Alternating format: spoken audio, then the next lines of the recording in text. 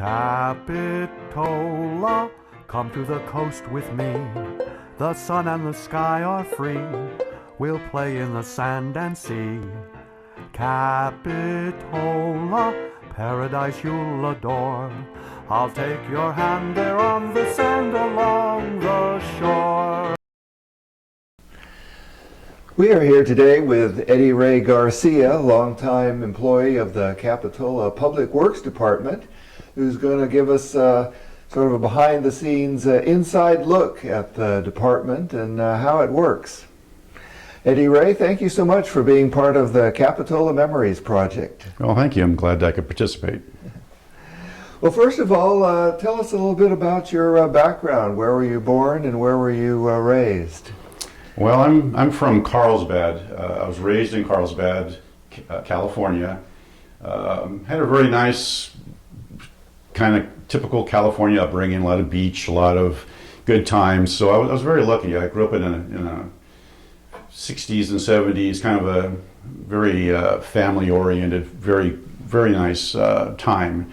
Have some nice memories, fond memories of the milkman coming into our house and putting milk in our refrigerator, and the bread man driving around. The Helms bakery guy stopped by and he'd open up the back door and pull out all this fresh bread. So, you know, I was very lucky to grow up in a nice time. And so that from there, I went to school at UC San Diego, and after 2 years, I transferred up here to Santa Cruz, and I've never gone back. I just love this area. I love the beach. I love the mountains, the climate. This has become my home. I was 19 years old when I moved up here, and I've never been back. Mm-hmm. My mom keeps trying to talk me back into it, but I'm here to stay. Was there a reason why you picked UC Santa Cruz? Had you been here before? Or? No, it's actually kind of an interesting story. There was a friend of a friend who lived up here and was going to school at UC Santa Cruz, and after 2 years at San Diego, I was feeling kind of restless, feeling like I needed to kind of do something. So sight unseen, this guy talked me into transferring up here to Santa Cruz. So transferred, quit my job, had a going away party, had all my worldly possessions in the back of my vehicle, my truck. The day before I left, I see this guy walking around Carlsbad. I said, "Hey, what are you doing down here? You visiting?" He goes, "No, I moved down here." I was like, "What?" So, too late. You know, I'd cut all my ties. I was committed. So I drove up here. It was, like I said, I was 19 years old. It was a Labor Day weekend. Mm-hmm. I drove up here, sight unseen. Didn't even know. I ended up in Monterey by accident because I didn't know how to get to Santa Cruz. But I had no clue. I had no contacts. I had no sense of where to go and what to do. I ended up on the corner of Broadway and Ocean. In front of a church, because that was the only place I could think of that seemed like a good place to park. So for 2 days I sat there and lived out of my truck with all the traffic, all the Labor Day traffic, 100-degree weather going by me, living out of the back of my truck until I was finally able to find a rental in Aptos. And that was kind of my initiation into Santa Cruz. Well, after you graduated from UC Santa Cruz, what sort of work did you do? I started off as a biology pre-med major in San Diego. Decided I didn't really like working with those type of people and that kind of a culture. Transferred up to Santa Cruz, became a psychology major, kind of floated around, didn't quite know what I wanted to do. You know, typical young kid, I had no clue what I wanted to do, changed courses. I worked several different jobs and kind of eventually ended up doing more kind of what I really have a passion for, which was landscaping. I have a feel for plants. I really enjoy working with plants. So I did that for a while, and through that job, it gave me the job skills that allowed me to apply for the job for Capitola Public Works. And I was hired there as a parks worker. The person who took your place, I noticed, has all kinds of different skills. I mean, he knows how to do just about everything, it seems. I assume you, over time, picked up a lot of additional skills for that kind of work? Well, fortunately, working in landscaping, you have plumbing, carpentry, plant skills. So that kind of helped me transition into public works, and kind of over the course of time, I already knew how to handle small equipment and stuff. I drove a dump truck for a while, so I knew how to handle some of that. I had worked a little bit prior to that, working for a company that held gravel and asphalt products, and so I would jump out of the truck and would participate, and by doing that, you kind of learn things. So I kind of had a little bit of a broad-based experience as far as skills that would apply to public works. And in the course of time with public works, you keep learning more, you keep getting more and more experience, and that was probably the one thing I really enjoyed about working with Capitola, is that being a small town like that, you end up being kind of a jack of all trades, master of none. We have a beach, we have a wharf, parks, streets, facilities, and by virtue of working on all those, you get to kind of learn things and try things, and sometimes you're pushed out of your comfort level but you do it. You learn and you move on and you take those skills and keep growing. So what year was that you started with the city of Capitola? Well, it's a day that's kind of hard to forget because it was October 31st of 1988, which is basically Halloween. So my first day of working for Capitola was on Halloween. Easy reference. What was your title when you retired 30 years later? Well, started off, like I said, as a parks maintenance, and when I retired, I was kind of a lengthy title, but it was Capitola Public Works Maintenance Superintendent. So how many people did you supervise at that point? Probably, 10, 11, 12 people, something like that. We had two crews, parks and then streets and facilities, basically. Even though we all worked equally amongst all the different things, there was a tendency for some people to work more in parks, but when an emergency happened, everybody pitches in and you just do whatever you need to do to get it done. Well, maybe you could tell us basically, for those who don't know, what is it that Public Works does? Well, part of it's maintenance, part of it is cleanup. So basically the morning we'd start at 6 o'clock in the morning, and we'd go out and we would clean the beach, we would clean the parks, we'd clean the bathrooms. So we would generally take about 2 hours, dumping trash cans and all that. So by 8 o'clock, we pretty much had the village and Capitola parks cleaned up and ready to go. Afterwards, we would break up into different tasks. Some of it was maintenance, some of it was projects, repairing fences, working on the wharf. In public works, you always have to be ahead of the schedule. So typically, we would schedule our work like a couple months ahead of the season. So we would be doing winter prep before winter. We would be doing spring prep in winter. So we would be in the spring, we'd be doing work for the summer. So we always had to be a month to 2 months ahead of whatever schedule we needed just to be ready for that event or that time of year. So there was always things to kind of projects that you had to do to get ready for the next part of the season. So that kept us busy, and then there was always, unanticipated events, storms, earthquakes. We had a major earthquake that came through, and that was a pretty interesting period of time.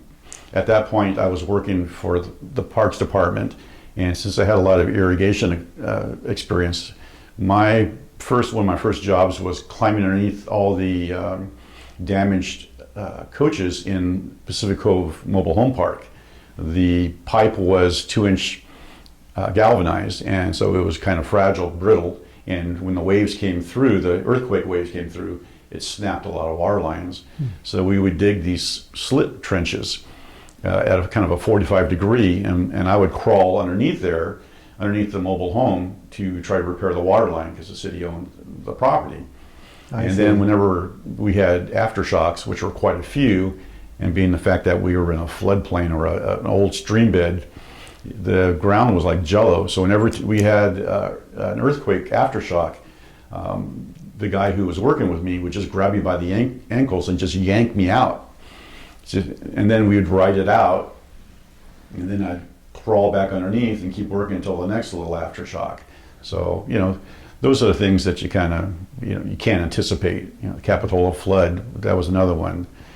Sometimes storm damage, sometimes human accidents, but there was never a dull moment. There's always maintenance to do. There are always projects to do. There's always something different that you never got bored. And that's, and then working in Capitola, I mean, you're right there next to the beach, so it was a very golden opportunity to work in such a great place. How do you decide what's something that Public Works staff can do versus hiring an outside contractor? Well, most of the stuff we could do in-house, and we kind of prided on that. We kind of had a lot of pride in being able to take care of whatever we needed to take care of inside within the house. We had a lot of skills. A lot of different guys had a lot of different skills: carpentry, plumbing, etc. Usually, the determining factor would be the amount of time it took. Because we are a small crew, and because we have a kind of a high maintenance demand, you know, making sure that bathrooms are clean, parks are clean, everything's ready to go. Things that would take a long time were difficult for us. So we used to do a lot of our own paving, but it would take our whole crew, you know, to do a project. And it was hard to do that for an extended period of time without things getting backed up or behind schedule. So it always, whenever possible, if it was a small project or it wasn't as much of a time-consuming project, we preferred doing it ourselves. Again, kind of pride of ownership. But when it got to a point where I just was either too much for us to handle or beyond our scope of ability, then we would refer to a contractor. Well, you've mentioned the work crew, and you mentioned plumbing and electrical and paving, and I guess also tree trimming, some tree trimming, and are there other skills that some of the crew have? Well, we've done a lot of like remodeling and stuff inside of different facilities. So, you know, again, we did all the basic. Had all the basic skills.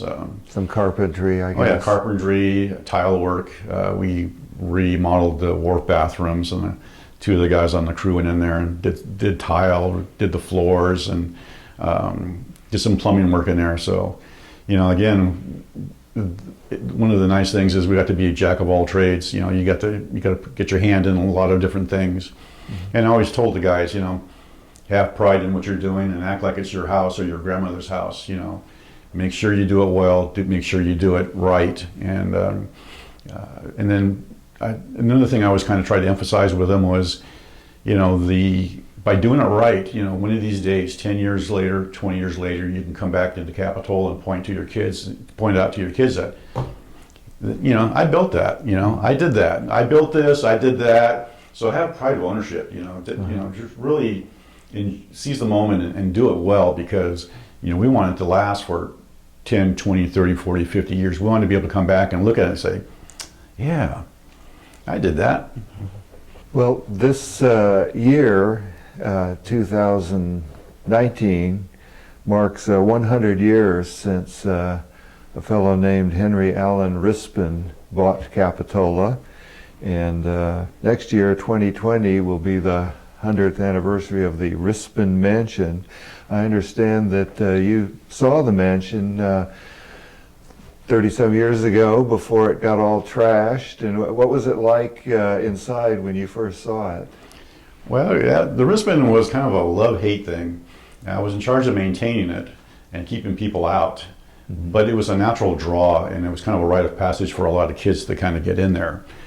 But it was, you know, so over the course of time, you know, it was damaged, but it was a very interesting place. I love history, and I just love the history of the whole thing. And I was fortunate enough to meet a gentleman named Red, whose family helped build that. I think that might have been the Hayford family. Yeah, the Hayfords. Yeah, that was it. Yeah. I know they lived up in that area. I didn't know that one of them did masonry work. Supposedly, Red said that his dad worked on it, did masonry work on that. and the family owned the property up off of Capitola Road. He would come down and tell stories about his family and how his dad was a brick mason and helped build it. And walking into the Rispin, you could just see the quality of the work, the herringbone floors, what was left. And you could I could imagine in the day what a beautiful place it must have been. And when you look out and you see these mature trees all around it, mature eucalyptus trees, you think back and think, wow, when this was built, those weren't even there. And just imagine the view you must have had of Capitola and the creek. And so we would walk around there, and there was always some interesting things happening on there. There's 3 or 4 different levels, and down the very bottom, they had a boiler, and they had some other kind of interesting things that were kind of advanced for that period of time. The electrical system and the heating system and all that were pretty advanced for that. But down there, it's pitch dark, and so we would always need to take a flashlight. And sometimes I would forget my flashlight, so I'd have to kind of stumble around there in the dark. I'd been down there enough times, I was pretty familiar with it. One day I was walking down there, and I turned a corner and bumped into a guy who was trespassing down there. He screamed, I screamed. We both ran opposite directions in the dark. How he got out of there with no lights, I have never been able to figure it out. But you never know what you would find. We had it. I was there when it was supposedly exorcised of demons by a witch. I've caught I don't know how many kids in there, and listened to all their different stories of why they were there. We had one kid who served as a juvenile work release thing, and he was telling me like, "Oh yeah, I remember breaking in here. We used to do this," and so I just listened to him. I'd ask him a lot of questions like, "Oh, how'd you get in?" And he would tell me all these different things, and I was like, "Wow, you did what?" Yeah, I couldn't believe the means that people would go to get in there, because we were constantly boarding it up, and they'd always find a way around it. So after he left, I went around and we addressed all those ways that he had told us that he had broken in. So I used his knowledge to help secure it. But it's kind of sad now because some of the features that made it very unique aren't there anymore. There was the sliding concrete door. As you walk into the main door and you walk down a hallway, to the left there was a couple of little steps in a small little hallway, and it led to a room. And this room had a concrete wall that slid on a hinge.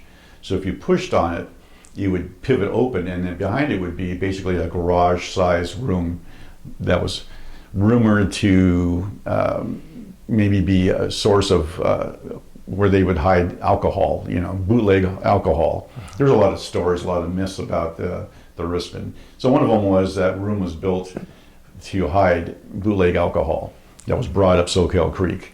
And then there was if you walk in the front door, and to the right-hand side, there was a small library. And that library had a fireplace and a set of bookshelves on both sides of that. If you were to slide the bookshelves on the right-hand side, they would move. And behind those moving bookshelves, there was a small little alcove that had a metal door that slid on a system similar to like a butcher has, with a metal bar, and this thing would slide and then lock right into place. And you could close the bookshelves and slide this metal door there and hide, supposedly. And that supposedly was so if he was raided or the cops came or whatever, somebody could hide back there. You could hide anything back there, but supposedly it was so that they could hide. Anyway, that's gone now. But there's other little features like that were kind of unique, kind of very special little things that have been removed now. So those aren't there to view anymore. Well, maybe someday they can be put back. I hope. I mean, it was a very, very interesting place, and when you think back at the time when it was built, it was probably beautiful. And like I said, Red was he lived in the area, and he would come down and he would tell us about all the different about the history of it, and when Rispin went bankrupt, and he basically just walked out the door, and just there's there was I guess a billiard table in one of the halls or the great rooms or something like that. And the people, when Rispin left, he just, like I said, he basically just walked out the door and left. The people that were there, still taking care of the place, were just like, now what do we do? So they were, they raising chickens, growing vegetables, and they were the caretakers and the laborers. So they just lived there. And Red says he has memories of, playing as a kid, going in there and playing on the billiard table after it was just left there. I think eventually the bank reclaimed it, but for a period of time, it was just, the door was open and anybody could just walk right in. What was the status of the gardens around the mansion when you first saw it? Well, there wasn't much left. There was there were some columns and some brickwork. There was a fountain that was still there. The fountain was obviously not functioning. There was a barn or a wood structure where the well was and where the water tank was, which was closer to Wharf Road. The only other outbuilding was the kitchen, which was off the back part of the mansion, towards Highway 1 side of the mansion. So, as far as grounds, there weren't any real. There wasn't really much left, just the skeletons of what must have been an amazing place. I know there were plans to develop it as an inn for a while, and then there was a fire. Were you involved in getting it fixed up again after the fire? Well, sort of. I was involved in cleaning up after the fire. It was kind of a shame because there was the fire was located in an area where there was a back patio, and it was off of a dining room. Mm-hmm. So these French doors would open up onto this patio, which had this kind of cool little sculpture fountain type thing, and it had a really nice view area. But somebody broke in and started a fire for warmth or something and lost control of it, and that fire just burnt that whole area up. So after that, it was deemed unsafe, and the city had to basically cocoon it. It's, there's a lot of people have a lot of different concepts of what the library should be, but it's difficult because you have to bring it up to code. Earthquake, fire, electrical, plumbing, and that's not easy with the walls. The walls were 12-inch thick concrete walls. I mean, it stood up to just about everything. It was actually, like I said, it was a pretty amazing piece of work. So down below were the remnants of the HVAC system used to be, the heating and all that. You can see the in the dirt where they had dug. You can see the pick marks. I used to love going down there and just thinking, wow, can you imagine the guys who were down here, in the 1910, 1920s with picks excavating this site, because you can see the remnants of where they were working. There were pick marks in the hard rock. So anyway, I kind of marveled at the skill that they had with the tools that they had at that point. Yeah, I think it took about a year or maybe over a year to build that house. Yeah. I know the city got some funding to fix the roof after the fire, and like you say, sort of mothball it. Yes, they first thing we tried to do is weatherproof it. So we had to replace the roof because there were broken tiles, and water damage was causing a lot of problems too. Mm-hmm. So they did that. They fixed the exterior plastering. They sealed up all the doors. There's a lot of doors and windows. Mm-hmm. And back in the day when I first started working there, we used to seal them up with plywood, but they would break the plywood. And then as it evolved, they got to the point where when they had battery-powered tools, they would come and they would cut holes through the plywood.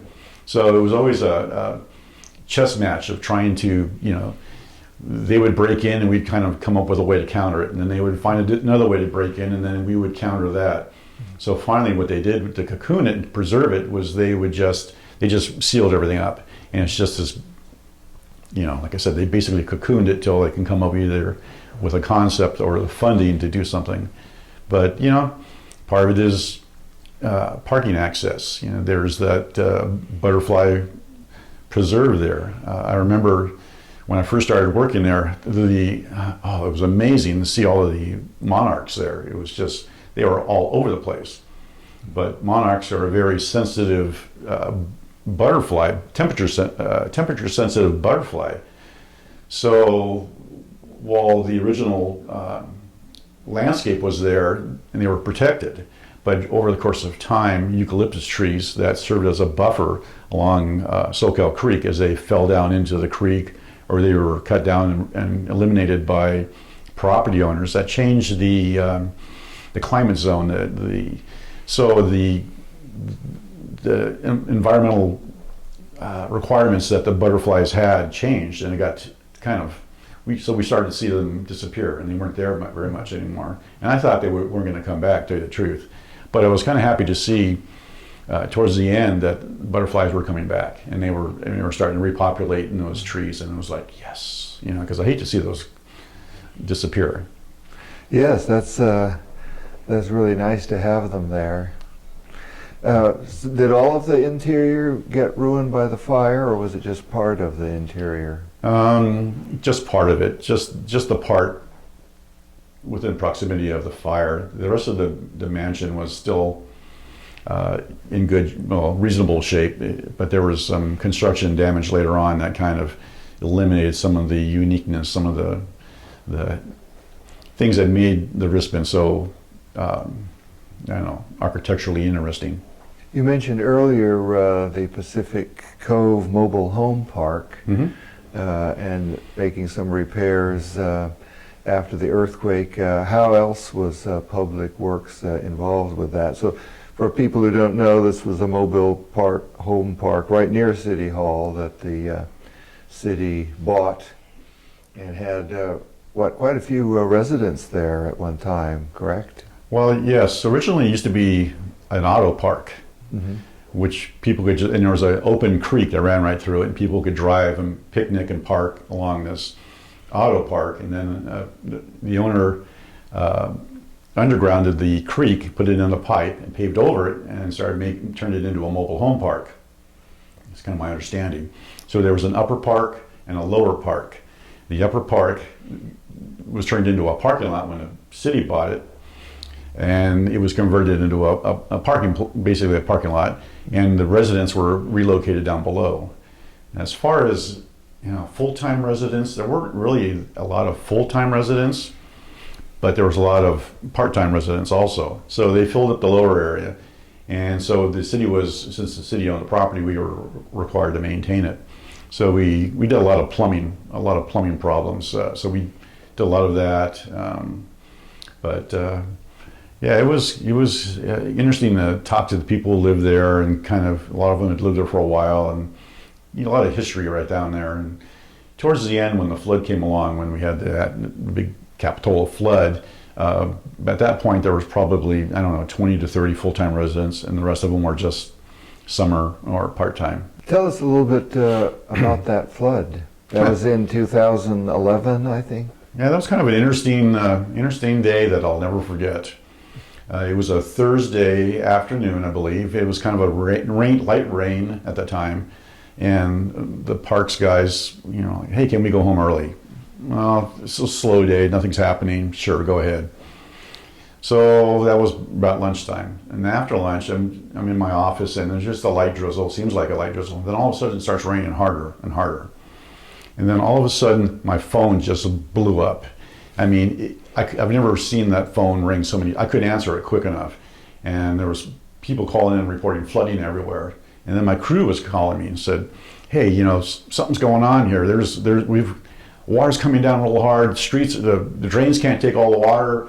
There's flooding everywhere." So I jumped in my truck, drove down into the village, and was checking things out. And I got a call I was down in the along the Seawall, and I got a call from a couple of guys said, "Hey, we're over in the mobile home park, and there's way too much water coming down the street. Something's wrong."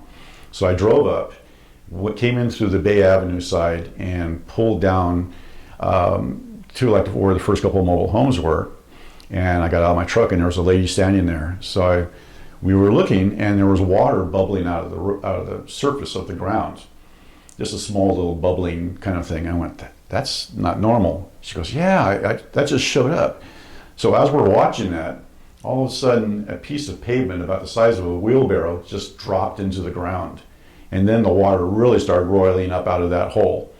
And I went, oh, this is going to be a problem. And just then, there was an asphalt utility patch that ran. It's like a 1 foot, 1.5 foot wide trench that runs. That we had replaced the power lines and the water lines, or no, gas and water. We replaced the gas line in the park. And on both sides of this utility patch, all of a sudden, this water, like little jets of water, started showing up, kind of like a little mini Bellagio, about 1.5 feet, 2 feet high, and he started racing right towards us. Kind of like if you put a match to gasoline, they just started racing right back at us. And I went, oh no. So I jumped in my truck and just flew backwards to get out of there because I was afraid my truck was going to get stuck there, and she started running up the hill. We both just got out of there. I ran back down after I got my truck up onto Bay Avenue and it was safe. I ran back down there, and I watched as this like wheelbarrow-sized hole just started slowly getting bigger and bigger, and then more water starts rolling up and out of it. So I called City Hall and said, I think we got a problem. Quick, we need to start letting people know about this.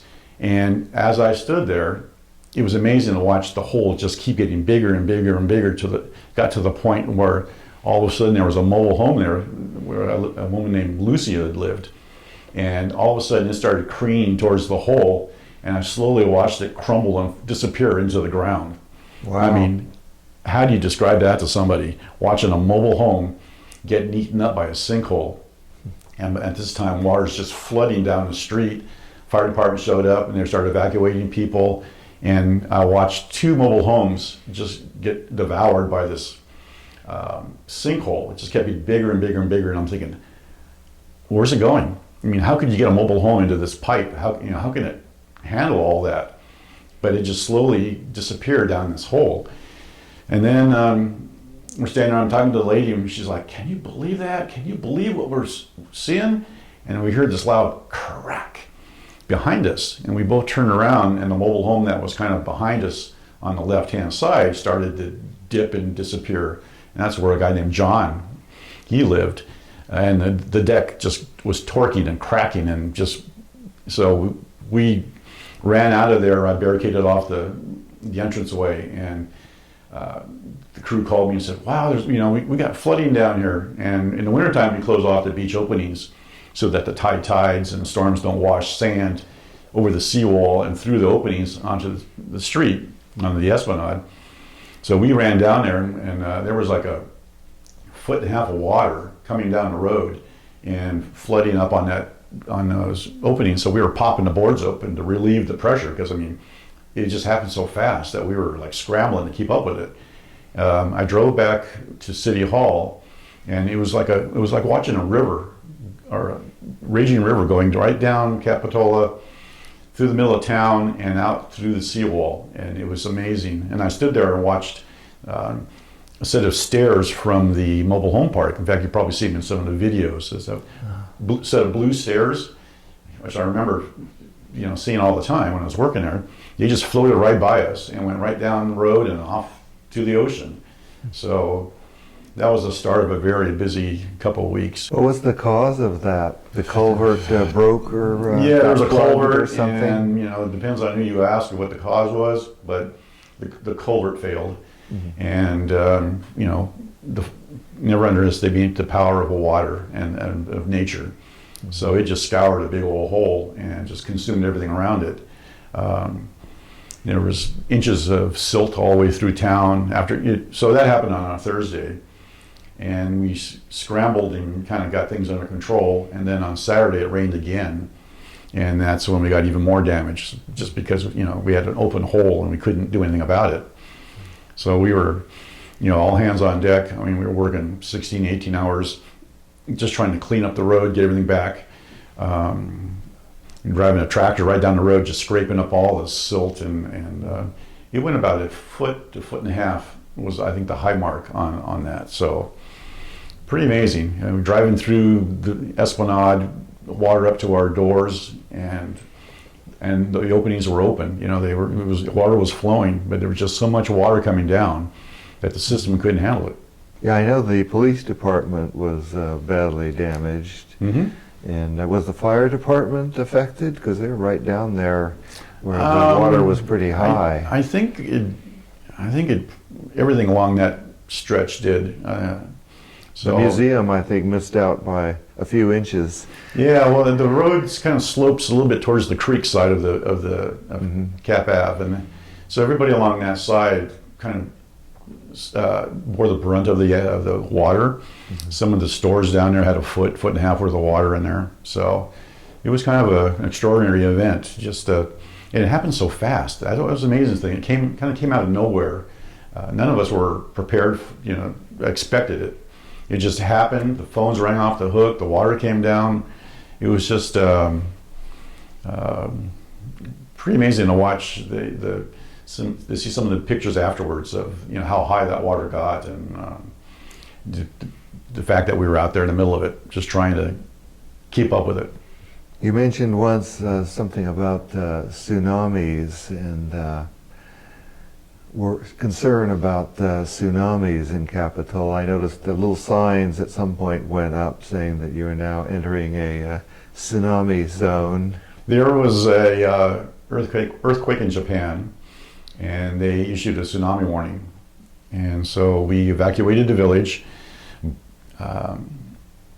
So we were up on the turnouts, upper turnouts, looking down at the wharf. And we just saw the water slowly start to retreat. And amazingly, there was a guy walking on the beach down there. Even though he had it all boarded off and all closed up and all the warnings and everything, this guy was walking along the beach, and so everybody's yelling at him. And he just ignored everybody, just walked along. So the water retreated, and I have never seen it was kind of interesting because I've never seen the water retreat that far before. So it was like towards the end of the wharf, and got to see a lot of underwater features I never knew existed. I knew some of the pilings from the old boathouse. You used to see them during low tide. So as you go out the wharf on the right-hand side, there's pilings from an old boathouse back in the day, and you would see those every once in a while during storm surges and whatever. But as you went farther out, some of the rock formations and some of the things I had never seen before, so that was really interesting. And then when it started to come back in, we were like prepared for this big surge, and it ended up being nothing. It was like inches high, it didn't do any damage, but it was still kind of interesting to see that much water just slowly retreat to a point where you're thinking, wow, it's going to come back in. I don't want to be down there when that happens. And there's this guy walking around like he's just enjoying a nice afternoon. Fortunately, it didn't come in. He didn't get hurt. So it came back up. It surged back up, but slowly and kind of controlled. So we were lucky to avoid any kind of damage on that one. Yes, indeed. Yeah, that was very fortunate. I've heard that's the first sign the water goes out, and then it starts coming in. Yes. What are some of the changes you've seen in Capitola over the years? Well, I've watched Capitola kind of grow up and grow up. Mm-hmm. I mean, there's a lot of the older homes, the families that used to be there are gone now, and some of the homes are disappearing, and you're watching these larger homes being built. You see some of the businesses come and go, but there's always been the constant ones. But even they are starting to slowly disappear as the next generation comes in, and the generation after that. I've seen what I think probably one of the interesting things to me has been the increase in usage of Capitola Village. It used to be pretty quiet, and in the summertime it'd be very busy, and in the wintertime it would be absolutely dead. But now it's more year-round, and just in the summertime there's more tourists down there. I remember the beach used to be not too busy, but now in the summertime it's just packed. It's just more and more people, and it's just a fact of life. The more people there are, everybody wants to go somewhere. Capitola has a beautiful beach, has a nice climate. We're kind of starting to reach capacity. It seems like it's like I don't know how you can handle more people being down there, and so as a consequence, the parking and the traffic is a lot worse. you know, I do miss some of the seeing some of the families come and go. You know, you get to in Capitola, it's like you know everybody. It's like a big family, and you know you kind of hate to see some of those family members disappear. Another way I've seen it grow is in the number of events that have been held down there. It used to be pretty much Art and Wine and Begonia Festival as the major events, and then the police department started a classic car show, and then there was what else? The plein air. In plein air, that started. The Wharf to Wharf race, of course. Well, the Wharf to Wharf has been there for a long time. It's grown quite a bit. But yeah, the Wharf to Wharf, Begonia, and Art and Wine were the three major events. And now there's a lot of events that have kind of filled in the areas. So it got to the point now where pretty much every weekend it seemed like there was some kind of an event. A lot of running events, bicycling, running. So it's kind of interesting to see how that's grown, and there's a lot of different things for people to do. The concerts on the beach was another one. It's a lot of fun doing that, being part of that, listening to the music and how popular they are, and what a great venue. I mean, you're on the beach listening to music. So that was fun. And then, you know, the Christmas decorating, back in the day, we used to have this concrete cone, and we'd go out somewhere and cut down a tree and put it right in the middle of the intersection of Capitola Road and San Jose. And we would support it by stringing the wires from the buildings to hold it upright. Well, it was always kind of in somebody's backyard, or it was always a tree that was donated from down a hill. So we would always have to lug it up or somehow figure out how to get it out of there and into the village. And then it became a traffic issue, so we had to move it. And then the tree was right there in front of the store right there on Capitola, Cap Ave and Stockton, yes, excuse me.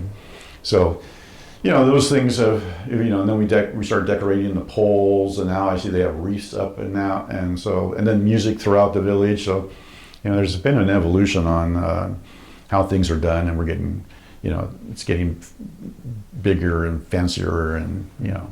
So Public Works does a lot of the decorating? Mm-hmm. Yeah, we would put the lights up, we put the trees up, and we would do, you know, we do whatever we could to help support the community, and it was a lot of fun. Yeah. I noticed the palm trees have these spiral lights on them that show up real nicely at nighttime. Yes, that was part of the decorating. And of course, as it's so popular that other merchants have wanted to do the same thing. So as we've kind of changed, as we've added sidewalks or done any kind of street improvements, they tried to include power to each tree so that everybody could participate. One of the things that I kind of missed was we had a local guy who lived down there on Six Sisters, and he and some other guys would get together every year, and up on the train trestle, they would put a Peace on Earth sign. It was oh yes, I think we have a picture of that. Yeah, somewhere. It was a guerrilla operation. Nobody knew who did it, except that everybody knew who did it. And that was always kind of one of those fun things. But eventually, you know, rules are rules, and they weren't allowed to do it anymore. But you know, those moments like that, little things that people would do to the village would get together and would do to decorate and participate in the different holidays and events. Now the Wharf to Wharf, that's one of the real big ones. That must have kept you pretty busy getting ready for that. Yes, that's another one that has really grown, and I think the biggest change on that has been social media. I remember back in the day when they would open up for entries, it would take a month, 2 months for people to sign up and fill up I think it was 15,000 runners or something like that, 12,000 or something. Anyway, it would take a while for them to get enough entries. And then once social media came along, people would start texting each other, and it went from being a month and a half down to a month to weeks to hours to like an hour. Wow. It got to the point where people were sitting up at midnight someplace with their hands on the computer screen or the computer keyboard, ready to go to log in. And I mean, it was selling out in minutes to an hour. It's just phenomenal. And then they've tried to add on a little bit more. You know, it's well managed, it's well run. I got to give them a lot of credit. They do a lot of good things, and the money goes to good causes. So, and it's just so much fun watching all those people. I mean, come running across, and they all have to cross the bridge, and that's their moment of glory. And they perform, and they're just so happy, and it's just they get their moment in there. And I always kind of regretted that I always worked it. I worked it for like 30 years. Never actually got a chance to run it. Yeah. So I've heard stories about it. But well, you're retired now. Now you could do it if you're up to it. Yeah, well, I could have run it earlier. I'm not so sure I could run it. Well, some anymore. people just walk it, so that's fine too. Yeah, but one of these days I'll be a participant. But it's just seeing all the ages. I mean, from kids to older people, and it was a lot of fun to watch them come streaming through, and then in a matter of an hour they'd all be gone. I always wish we would have done a time lapse to watch when the setup starts. We'd start early, like 5 o'clock in the morning, and start setting it up, and then it would have to be open by noon. So my job was to organize, facilitate getting it set up, and then there was a lull when all the runners would come through, and then we would start the cleanup. So I would, start getting the crew out there, and we would start cleaning up and we had to get the streets open by noon. But our goal was always to do it at 11:30, quarter to 12. And the massive humanity in there, just walking around and trying to work with this massive humanity still trickling through was amazing. And then it was a last second scramble and picking things up, getting things cleaned up, and then I always got the satisfaction of being the guy who would call, okay, open them up. And then watching all those people just trying to find that first parking space and being stunned with the fact that there was nobody parked at all on the whole village. So they got, it was like, yes, they could just park wherever they wanted. And then within 5 to 10 minutes, it was like Capitola as normal, That would be fun to do a time-lapse video. I'll have to ask around, see if there's somebody who can do something like that sometime. Yeah, because the massive people setting up, all the runners coming through, and then the scramble to get it all cleaned up, and then you open it up, and then watch all the people come, filling up the void. It would be a pretty amazing video. Were there any particular challenges you remember with the Art and Wine Festival? That's a kind of whole different sort of thing. Yeah, there weren't any challenges there either. I mean, again, we always worked closely with the chamber, and they were great. So it was well run, a lot of volunteers. The opening of the barricades for the merchants to come in is always a little bit of a exciting moment because everybody scrambles in there to get set up. But it was, like I said, it was a well-run event. So we had, other than putting out barricades for them, we didn't have to do a whole lot. They set up and they cleaned up after themselves, and same thing with the Begonia Festival. Well, that's the next big one, the former Begonia Festival. I understand you were involved with that in several different ways. Yes, kind of like in the Art and Wine. I was not Art and Wine with the Wharf to Wharf. I mean, I was on the city side. I was involved in it. But then also on the personal side, I was involved with the committee. Same thing with the Begonia Festival. I was on the city side, I was involved in setting up some of the events for it, but then I also got drawn into being a part of the Begonia Festival committee itself, serving as president for a couple of years. That was in the early 2000s, I think? Yes. The Begonia Festival was a lot of fun. And anyway, there was a group that had been in charge of it for a while, and they had done a great job, and it was they were very devoted to it. But it came a time when they just said, we're ready to move on, and we need somebody else to do this. So this is going to be the last time we do it, and then we're all going to resign en masse, not because they were upset, just because a new regime change, new time to start over again, and let somebody else do it. So I was pulled into it by the chamber, and they said, "Hey, Eddie, we can't let this disappear. You know, we need to get involved and keep this thing running." And I said, "Well, okay, you know." So I just jumped in. I kind of have a bad habit of doing that. So I went to the meetings and I met the people, and they were great people. I had a lot of fun, learned a lot of things. And then after the event, they in mass kind of said, "Okay, well, thank you, but our time is done, and we're going to step aside and let somebody else do it." So when I wasn't paying attention, I got elected president, and I was like, "Well, I hadn't signed up for this, but okay, let's do it." And so I was very fortunate to work with a lot of great people, you know, community members who got involved, and we kind of just took a step back and said, you know, what's good and what's bad about this? You know, let's honor what they've done before, but let's see if we can kind of build on it. Because at that time it was done over 2 weekends, and people got kind of burnt out trying to staff 2 weekends. It was a small group of people. So we decided to do it to a 3-day weekend, which was Labor Day weekend. That way we could condense it down as far as 2 weekends down to one. The merchants weren't happy about that, but I mean, you know, a small group of people, you just got stretched kind of thin.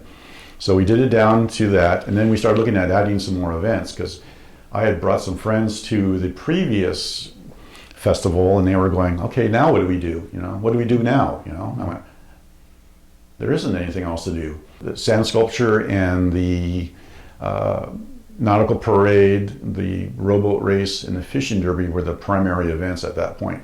Now, I might have missed something, but basically it was that. And the two big ones being the nautical parade and the sand sculpture.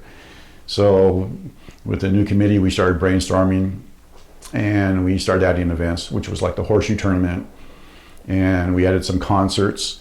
We had the sand sculpture and the nautical parade, the rowboat race, and the fishing derby were the primary events at that point.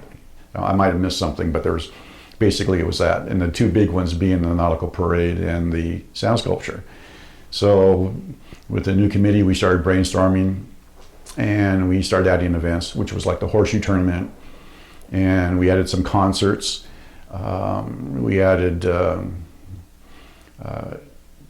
some decorating events with begonias and stuff like that. So we kind of fleshed it out a little bit with some other things to do.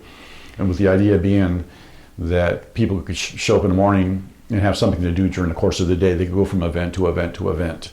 So that worked out well. The last year that they had when I joined, they only had 4 floats. It's a lot of work to put a float together, and it takes a commitment. And kudos to all the float builders, because that's an underappreciated amount of work that goes into building a begonia float. And it only lasts for a day or two. And trying to keep the flowers fresh in the heat is something else. Yes. So we looked for how can we find a way to develop a new core of builders. We need an incentive somehow. So we decided, well, what if we do it as a donation to charity? You know, that would give them something to compete for. And so we did that, and that worked out well. We went from 4 floats to 11 floats the next year. Wow. So that kind of helped revitalize it a little bit. So, you know, everything was a donation to charity. The fundraising was another thing, was all to help pay for the expenses, because, you know, it's all funded by the Begonia Festival. They don't charge for anything. All the events are free. So, you know, you have to pay for everything. So the community stepped up and they helped with that, and it was a lot of fun. And you know, and to me the payoff was when I was down there one morning, and there was you could tell a couple grandparents with their grandchildren, and the guy was standing there. He was just looking out over the beach, and he was just like, I said, you know, is there something wrong? Can I help you with something? He goes, no. He goes, I'm just soaking in the moment. He goes, I remember coming to the Begonia Festival when I was a kid, and I didn't think it existed anymore. So I wanted to show it to my grandchildren, and I thought it was gone. And I said, I can't believe it's still here. He goes, this is great. This is I'm able to share this with my grandchildren. And it's like, yes, That's what it was all about to me. All the hard work, all the planning, all that, it's the memories, and that's what, so that was gratifying. Yes, indeed. Now the city supplied the barges, correct, for the floats? Yes. Well, the festival built the barges. We would store them at the courtyard, and then we would transport them down there, depending on how many were needed. So, yeah, we did that. Actually, the old barges were kind of falling apart, and the Boy Scouts, as a project, came in and raised some funds and rebuilt the barges so they were safer and newer and floated better, and because they get kind of beat up being transported back and forth all the time. So it was very nice of a couple of different Boy Scout projects came through, part of the Eagle Scouts, I believe, and they did the whole design and building and all that, fundraising. So it was kudos to them for that. Oh, that's nice. It was kind of sad to see the Begonia Festival finally have its last year.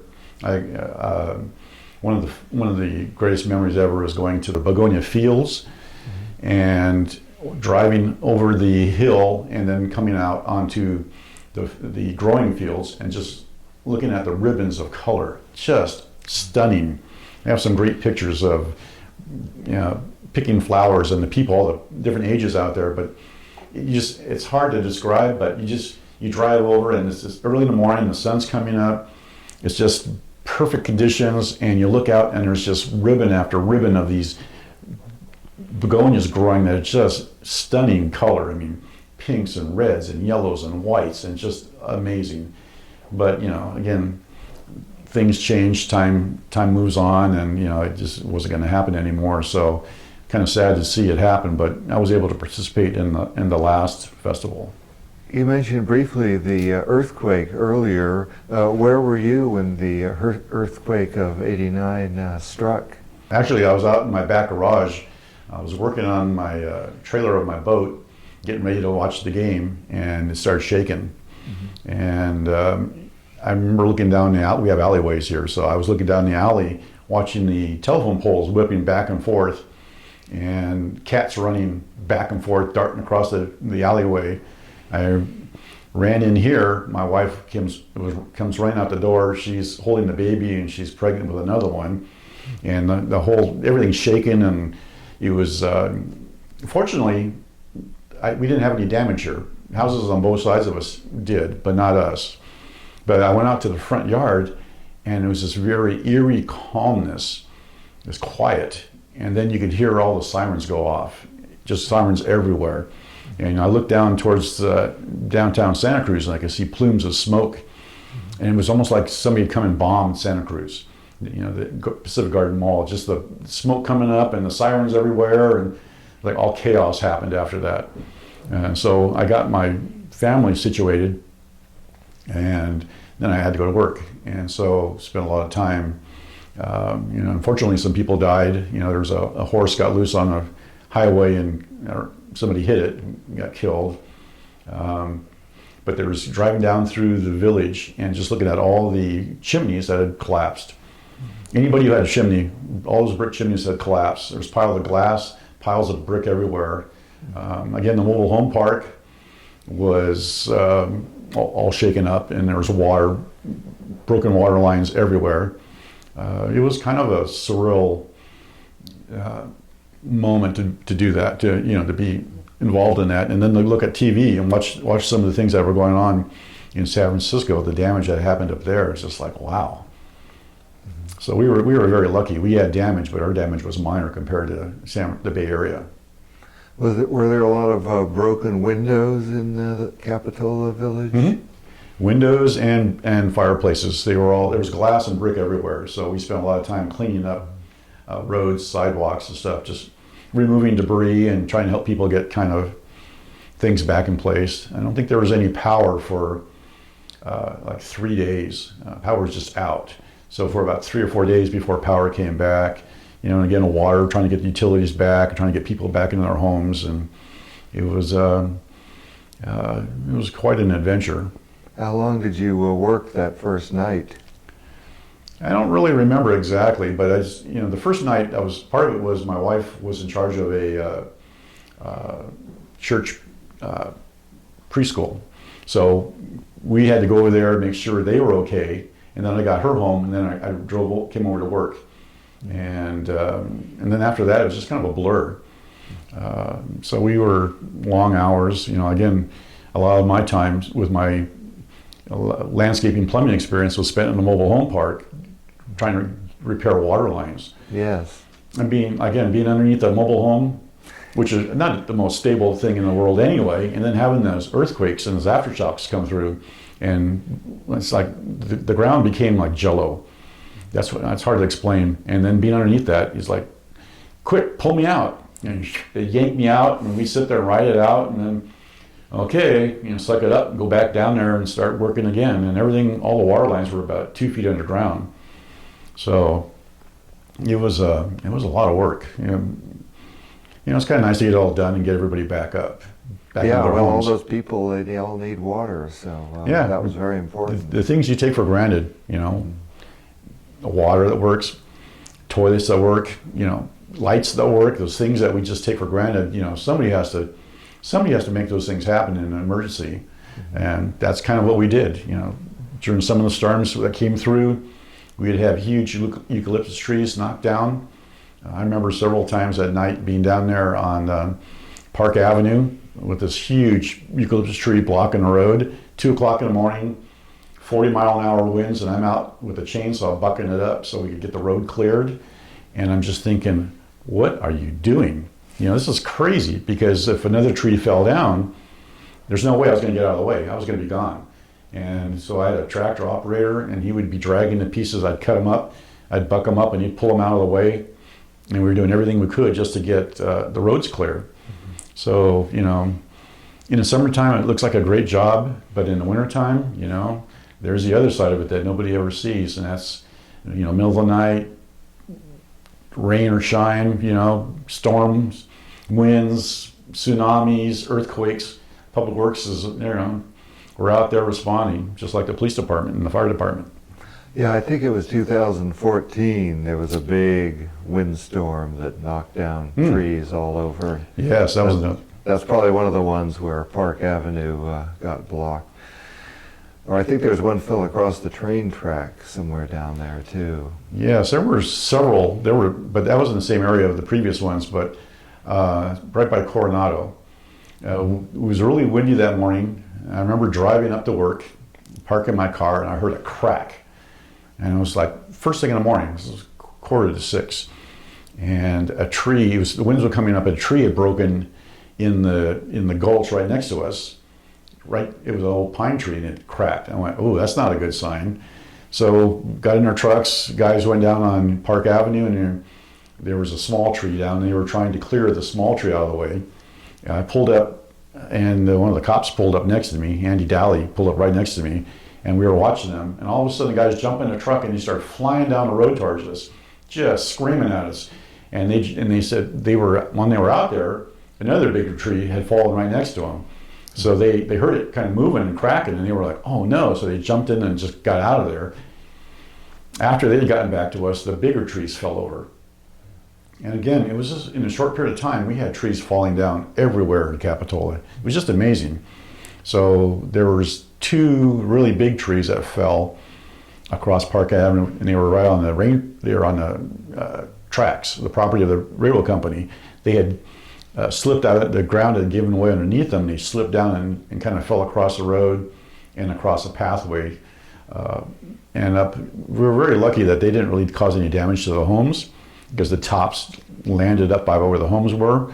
But again, that was one of those jobs that was beyond our scope. I mean, we're talking huge diameter eucalyptus trees blocking a road. So it took us days to be able to for a crew to get in there and remove all that debris. It was amazing, the size. And all throughout the county, same thing. People everywhere had the same experience where huge trees had come down. There was a huge tree that fell on a house over there by J Street Park that just landed right on top. And I think I drove by that one that morning. And the same officer, Andy Daly, he walked over there and he stood. I got a picture of it, which is classic. He's standing right underneath the root ball of this tree as it's leaned over, and that root ball was probably 4 feet, 5 feet above him, and he's like 6 foot tall. So that just shows you the size of the root ball that fell over and damaged that tree or that house. But it was and that was just one of many. And then of course everybody in town started calling us about the trees in their backyard because they thought they were going to fall over. And I said, no, I think you're okay. So pretty busy time trying to go through and just clear all the debris. Park Avenue, with that wind, the branches coming out of the trees were like javelins. So it was dangerous. So we had to get out of there. And then afterwards we went through and kind of cleaned them all up, bucked them all up, got the roads back open, and got it so that people could, get down to the village. You mentioned earlier the Wharf. What sort of jobs does Public Works do with the Wharf? In the morning, somebody goes out there and they dump all the trash cans and they clean the bathrooms. But also we do maintenance as far as wharf boards, railings, and then sometimes when we have storms in the wintertime, the nose of the wharf will get damaged. So that's the area just beyond the wharf restaurant. So huge waves will come in and it'll buckle the front, kick up boards whenever we have to close that off, and then once everything calms down, we go back out and put all the boards back down and get it back to operating.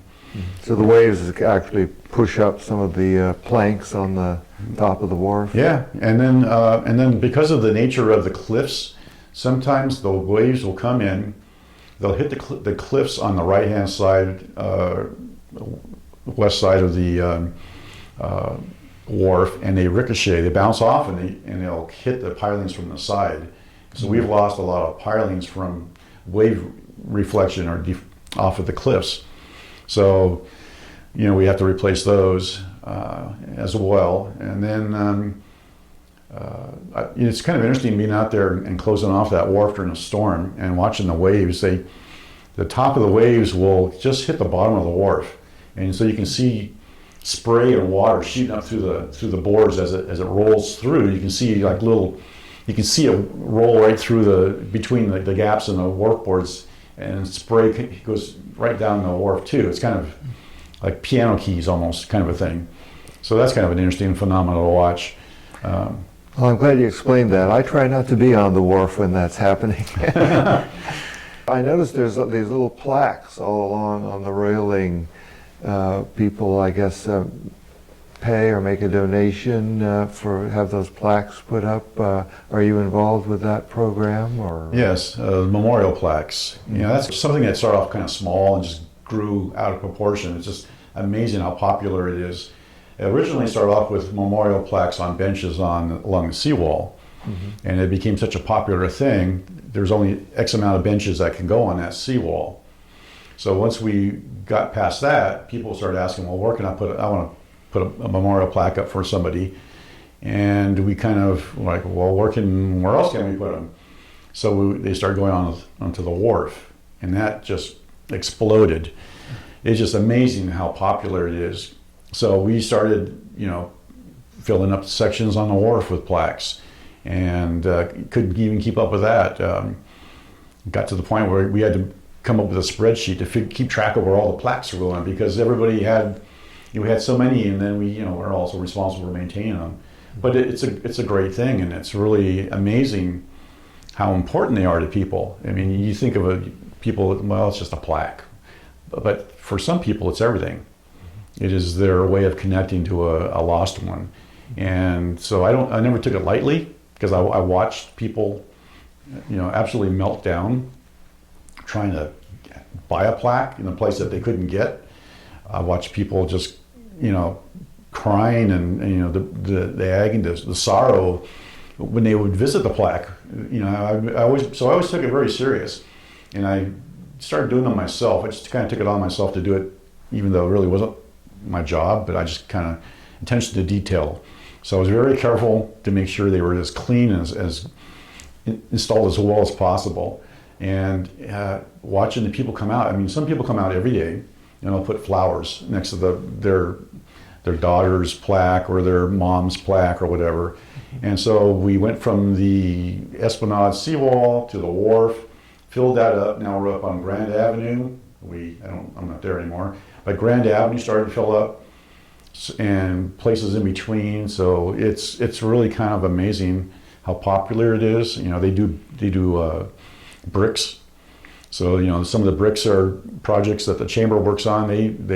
That's kind of a nice thing. I mean, I've got a couple of bricks. I was able to be part of the tile project on Seawall. I was going to ask about the tile project. So you were involved with that also? Yeah, I thought that'd be a great family project. I am the world's worst artist. Do not have any artistic talent at all. I'm a stick drawer. So I thought, well, you know, my kids were smaller, younger at that point. You know, we do it as a family project. Well, nobody did anything, and it got down to the last day, and it became my project. So I went down to the store and came up with a design and painted it, and it's actually kind of surprised myself. I did better than I expected. But yes, we have a tile on there also near one of the beach openings. So I've got part of my heart's still in Capitola, because I have 2 memorial plaques. I have a couple of bricks or a brick and a tile. So I can say I can walk around with my kids and hopefully soon grandkids and say, yep, there's my brick, or there's our brick, or there's our tile, there's our plaque, and I built this and I built that and I did this and I was here when that happened. And so for me, Capitola is filled with memories. I was very fortunate to be able to be hired there. I was very fortunate that the city of Capitola is a very family-oriented organization. It allowed me to be the coach. It allowed me to be the dad, the only dad on field trips. So, you know, they're very family-friendly and allowed me to be a father.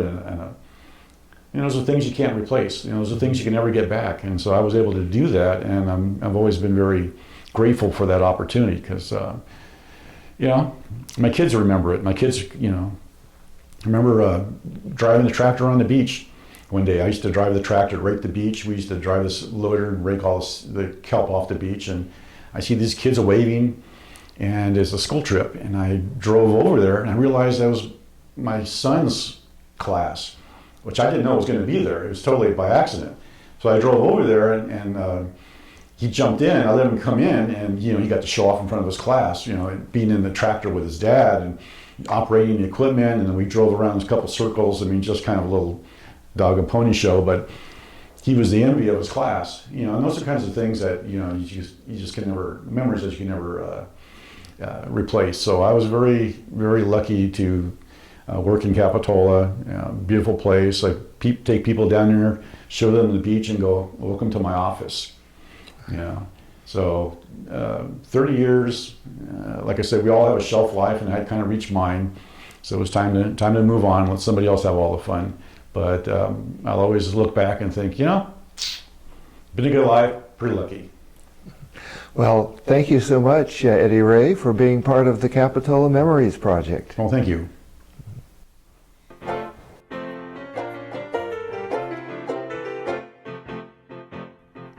Capitola, come to the coast with me. The sun and the sky are free. We'll play in the sand and sea. Capitola, paradise you'll adore.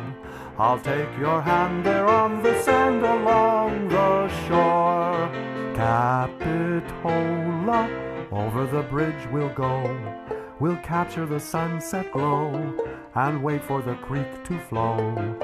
Capitola, sway to the ocean's roar. Beside the strand we'll hear the band down by the shore. Capitola.